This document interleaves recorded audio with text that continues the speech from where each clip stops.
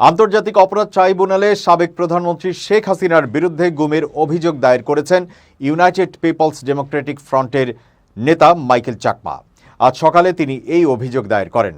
৫ বছর নিখোঁজ থাকার পর গত ৭ আগস্ট বাড়িতে ফেরেন মাইকেল চাকমা। অভিযোগে মাইকেল চাকমা বন্দি দশা কাটানো ৫ বছরের অভিজ্ঞতার বিবরণ তুলে ধরেন। তিনি আন্তর্জাতিক অপরাধ ট্রাইব্যুনালের চিফ প্রসিকিউটর মোহাম্মদ তাজুল ইসলামের কাছে তার এই বক্তব্য উপস্থাপন করেন।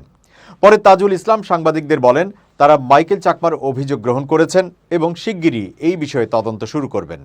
চিফ প্রসিকিউটরের কাছে ঘটনার বিবরণ তুলে ধরার পর মাইকেল চাকমা গণমাধ্যমকে বলেন, কল্যাণপুর থেকে সাদা পোশাকধারী অন্তত ৭-৮ জন আমাকে জোর করে তুলে নিয়ে যায়। তারা আমার চোখ বেঁধে একটি মাইক্রোবাসে তুলেছিল। আমি গাড়ির ভেতর একটি ওয়াকি টকি শনাক্ত করতে পেরেছিলাম।